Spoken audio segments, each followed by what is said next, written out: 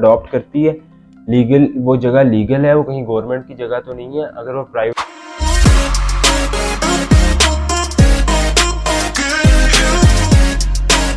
अस्सलाम वालेकुम जी, this is me Abdul Hadi, welcome back to my YouTube channel. आज की इस वीडियो में जो मैं टॉपिक कवर करने जा रहा हूँ आपके लिए बहुत ही हेल्पफुल साबित होगा। मैं ऐसे क्वेश्चंस आपके सामने रखूंगा जो क्वेश्चंस आपके माइंड में होने चाहिए प्रॉपर्टी में इन्वॉल्व होने से पहले, या प्रॉपर्टी बाय करने से पहले, या रियल एस्टेट में जब आप इन्वॉल्व होते हैं तब। तो वो क्वेश्चंस इस तरह के हैं कि आपके माइंड में अगर वो हों और वो क्लियर हो जाएं, अगर वो सारे क्वेश्चंस आपके क्लियर हों तो आप अपनी एक सिक्योर इन्वेस्टमेंट कर सकते हैं और आप अपना टाइम बचा सकते हैं। और आप जैसे कि आजकल का दौर है, फ्रॉड्स और स्कैम्स जो हैं वो बहुत कॉमन है। अब जिस जगह पर देखते हैं फ्रॉड्स हो रहे हैं, स्कैम्स हो रहे हैं, तो इसके ऊपर अब कोई एक्ट इस तरह का नहीं होगा जब तक कि आप खुद ना बच सकें। तो इन चीज़ों से आपने खुद बचना है। तो भी जो क्वेश्चन मैं आपके साथ शेयर करता हूँ वो आपके माइंड में क्लियर होने चाहिए जब भी आप प्रॉपर्टी में इन्वेस्टमेंट करने आए या कुछ बाइंग करने आए, और किस तरह की प्रॉपर्टी आपको बाय करनी चाहिए। तो सबसे पहला जो सवाल मैं आपके सामने रखता हूँ ये है, what's the purpose of the property. आया कि आप जो प्रॉपर्टी परचेज करने लगे हैं उसका पर्पस क्या है, यानी कि आप पर्सनल यूज़ के लिए लेना चाह रहे हैं या फिर इन्वेस्टमेंट पर्पस के लिए लेना चाह रहे हैं। अब आपको मैं ये पर्सनल यूज़ क्लियर कर दूं कि देखें, जब आप पर्सनल यूज़ के लिए प्रॉपर्टी लेना चाह रहे थे यानी कि एंड यूज़र आप ही हैं। आप चाहते हैं कि मैं ये प्रॉपर्टी लूँ, यहाँ पे घर बनाऊँ और रहूँ, या फिर आप चाहते हैं कि मैं बना हुआ घर लूँ और वहाँ पे रहूँ। तो ये होती है पर्सनल यूज़ वाली प्रॉपर्टी। इसमें ये है कि टाइम टू टाइम एप्रिसिएशन तो होता है प्राइस में, लेकिन ये आपके पर्सनल यूज़ में होती है, यानी कि आपको जो बेनिफिट है वो आपका बेनिफिट असल में इसमें वो नहीं होता कि प्रॉफिट बनाना। आपका असल इसमें बेनिफिट आप ये देख रहे होते हैं कि मैंने रहना है, मुझे एक अच्छी जगह मिल गई। और दूसरी जो प्रॉपर्टी है जो इन्वेस्टमेंट पर्पस के लिए आप देखते हैं, उसमें आप रहने का नहीं सोच रहे होते ज़्यादा, या अगर सोच भी रहे होते हैं तो लॉन्ग टर्म सोच रहे होते हैं कि मैं यहाँ 3-4 या 5 साल बाद रहूँ। तो उसमें आपका असल जो बेनिफिट आप अपना सोच रहे थे वो ये सोच रहे होते हैं कि ना मुझे इस जगह पर अगर मैं इन्वेस्ट करता हूँ तो मुझे ना एक अच्छा प्रॉफिट हो। तो सबसे पहले मैं आपकी ये बात क्लियर करूँ, अगर आप पर्सनल यूज़ के लिए प्रॉपर्टी लेना चाह रहे हैं तो आप फिर ऐसी सोसाइटी में ही लें जो डेवलप्ड सोसाइटी हो, जहाँ पर आपको तमाम अमेनिटीज़ मिलें, like school, colleges, hospitals, public transports, ये जो एस्पेक्ट्स आ जाते हैं ये सब कुछ आपको वहाँ मिले, क्योंकि आपने वहाँ रहना है जाके, और ये सब चीज़ें आपको वहाँ पर मिलेंगी तो आप आराम से रहेंगे। इसमें टाइम टू टाइम प्राइस में अप्रिसिएशन तो होगी, लेकिन उस तरह से नहीं होगी जो कि आप अंडर डेवलप्ड सोसाइटी में इन्वेस्टमेंट करते हैं। क्योंकि अंडर डेवलप या अंडर कंस्ट्रक्शन आप कह लें, जब आप अंडर कंस्ट्रक्शन सोसाइटी की तरफ जाते हैं जो अभी डेवलप्ड हो रही है, तो उस जगह पे जब आप इन्वेस्टमेंट करते हैं तो उसके रेट्स काफ़ी डाउन होते हैं। तो टाइम टू टाइम उनका जो रेट है वो कंपैरिजन होगा जो डेवलप्ड सोसाइटीज़ हैं वहाँ की उसके साथ, और क्या पता वो उससे अच्छी अगर अमेनिटीज़ दे रही हैं तो इन फ्यूचर उसका जो रेट है वो उससे भी ज़्यादा हो जाएगा।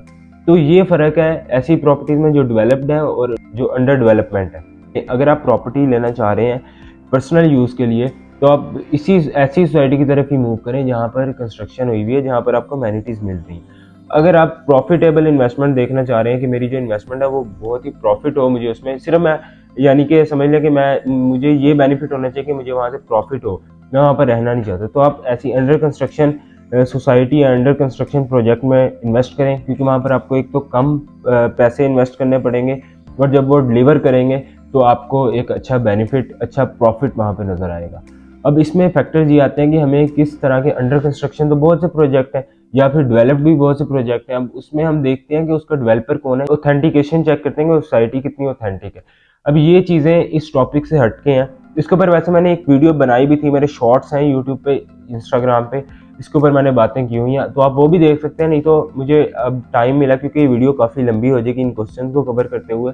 जी, तो एक वीडियो मैं बनाऊंगा जो सिर्फ इन चीज़ों के ऊपर होगी कि आप किस तरह से ऑथेंटिकेशन देख सकते हैं सोसाइटीज़ की। और दूसरा सवाल जो हमारे माइंड में आता है वो है, व्हाट्स द लोकेशन लाइक। तो ये सवाल जो है वो आपको क्लियर होना चाहिए जब आप प्रॉपर्टी बाय करने लगे। व्हाट्स द लोकेशन लाइक, कि जो लोकेशन है वो किस तरह की होनी चाहिए, यानी कि वो एक सेफ लोकेशन होनी चाहिए। हर कोई चाहेगा कि मैं ऐसी जगह पे इन्वेस्ट करूं जो एक सेफ लोकेशन हो, या अगर वो अंडर डेवलप्ड है तो वो ऐसी सोसाइटी हो जिसके फ्यूचर प्रोस्पेक्ट्स में बहुत सी चीज़ें हो, यानी कि उसके साथ कोई मेन रोड लिंक कर रहा हो, या वहाँ पर कोई प्रोजेक्ट्स आने हो, कोई अच्छे अच्छे प्रोजेक्ट्स। देखें, प्रॉपर्टी में सबसे पहले जो मैटर करता है वो है लोकेशन, क्योंकि लोकेशन ही अगर आपकी अच्छी ना हुई तो प्रॉपर्टी जितनी भी डेवलप्ड हो जाए तो आपको जो उसका डिसएडवांटेज होगा वो लोकेशन का ही होगा। इसलिए सबसे पहले आप जो है वो लोकेशन को देखें।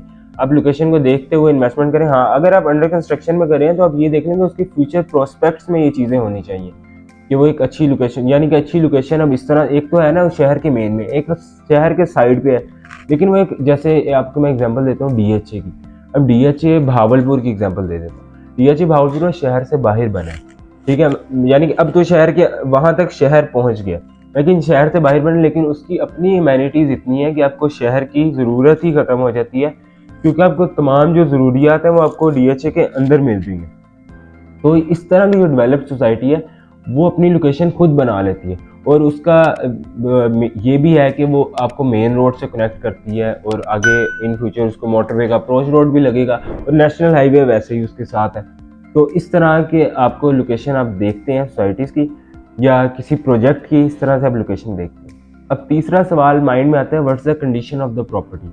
अगर आपका ये वाला सीन है कि मैं अभी रेंट पे रहता हूँ और मैं अब अपना घर लेना चाह रहा हूँ, अगर आप लेते हैं जी बना हुआ घर लेना चाह रहे हैं, न्यू नहीं लेना चाह रहे हैं, यानी कि आपके पास इतना बजट है, आप किसी अच्छी जगह पे देखा है घर बना हुआ, मतलब उसको 1-2 साल हो गए, तो उस जगह पर आपको क्या चीज़ें चेक करनी है, उस जगह पर आपको प्रॉपर्टी की कंडीशन चेक करनी है और उसको कंपेयर करना है बाकी मतलब अगर न्यू घर है उनकी प्राइसेस के साथ, या उसके साथ साथ जो घर है उनकी प्राइस के साथ आप कंपेयर करेंगे, और उसके अंदर आप मसले मसाइल देख लेंगे अपने, यानी कि प्लम्बरिंग का कोई मसला तो नहीं है या इलेक्ट्रिक कोई फॉल्ट तो नहीं है उस प्रॉपर्टी के अंदर। तो ये सब चीज़ें आपको कवर करनी पड़ेंगी, ये सब चीज़ें आपको देखनी पड़ेंगी। इन चीज़ों को जब आप सॉल्व करके चीज़ लेंगे तो आपको बेनिफिट ही देगी और आपके रहने के लिए भी आसानी होगी वहाँ पर। चौथा सवाल जो सबके माइंड में आता है कि व्हाट्स द आस्किंग प्राइस, और हम इसमें कितना निगोशिएट कर सकते हैं। तो देखें, जो भी आस्किंग प्राइस होती है आप उसे पहले कंपेयर करें बाकी चीज़ों के ऊपर, यानी कि बाकी उसके आसपास के इलाकों के ऊपर। जब आप कंपेयर कर लेंगे, आपको इतना आना चाहिए कि आप कंपेयर कर सकें बाकी अपने नेबरहुड्स के अंदर जो जो उसके मुताबिक घर बने हुए हैं, या जो जो उसके मुताबिक, अगर वो लैंड है तो उसके मुताबिक जो लैंड्स हैं जिस जिस जगह पे, और वहाँ पर अमेनिटीज़ आपको क्या क्या मिली है, उससे आप जो उसकी प्राइस है उसका अंदाज़ा लगा सकते हैं। तो जब आस्किंग प्राइस आपने उसका एक मतलब अपनी तरफ से रिसर्च कर ली, वर्किंग कर ली, आस्किंग प्राइस का आपको पता चल गया, तो फिर आप देखें उसमें कितना निगोशिएट हो सकता है, वो आपकी डील के ऊपर है, आप किस तरह से डीलिंग करते हैं। सबसे बड़ी चीज़ इसमें यही है कि आप कंपेयर कर लें, फिर निगोशिएट के ऊपर यही है कि जितना उसका मार्केट वैल्यू बनेगी उसके ऊपर आपकी डील बन जाएगी।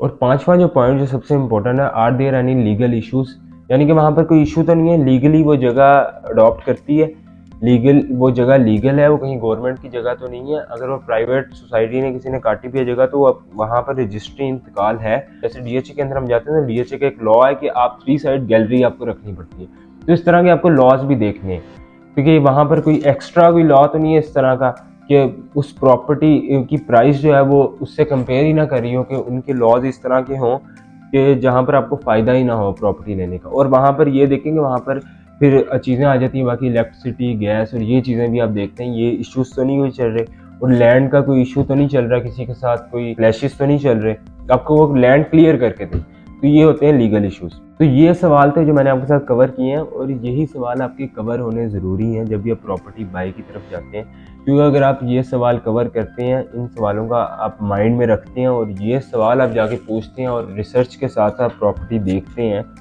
तो आपका टाइम भी बचता है, आपकी इन्वेस्टमेंट भी सिक्योर होती है, और आपको सबसे बड़ी बात, आप एक राइट डिसीजन ले सकते हैं प्रॉपर्टी लेते वक्त। क्योंकि पाकिस्तान में प्रॉपर्टी लेना एक बहुत ही मुश्किल चीज़ है उनके लिए जो फर्स्ट टाइम बायर है, क्योंकि अक्सर हम देखते हैं कि मार्केट में ज़्यादातर फर्स्ट टाइम बायर ही आते हैं, क्योंकि जिन्होंने घर लेना होता है या इस तरह की चीज़ें, वो ज़्यादातर फर्स्ट टाइम बायर होते हैं। बाकी इन्वेस्टमेंट के लिए तो काफ़ी लोग हैं जो इन्वेस्टमेंट करते हैं, वो इन्वेस्टमेंट पर्पज़ के लिए लेते हैं, लेकिन जब आपने रहने के लिए लेना है तो ये चीज़ें आपको अगर पता होंगी तो आपके लिए बहुत ही हेल्पफुल साबित होंगी। और साथ साथ अगर आप इन्वेस्टमेंट पर्पज़ के लिए भी लेना चाह रहे हैं तो तब भी ये जो सवाल है ये आपको क्लियर हो तो आपके लिए बहुत हेल्पफुल साबित होंगी, और आप इस दौर के अंदर अपने आप को थोड़ा सा तेज़ कर सकते हैं और अपने आप को स्कैम्स और फ्रॉड जो कि बहुत कॉमन है उनसे बचा सकते हैं। उम्मीद है कि ये वीडियो आपके लिए बहुत ही हेल्पफुल साबित होगी, क्योंकि इस वीडियो में आपके साथ जो मैंने क्वेश्चन शेयर किए हैं, अगर वो आपको क्लियर हो गए हैं तो आप एक बहुत ही अच्छा डिसीजन ले सकते हैं और आप काफ़ी चीज़ों से बच सकते हैं और आपका टाइम बच सकता है। रियल एस्टेट के अबाउट इस तरह की इन्फॉर्मेशन और टिप्स के लिए आप मुझे फॉलो कर सकते हैं, मुझे सब्सक्राइब कर सकते हैं और मुझे कॉन्टैक्ट भी कर सकते हैं।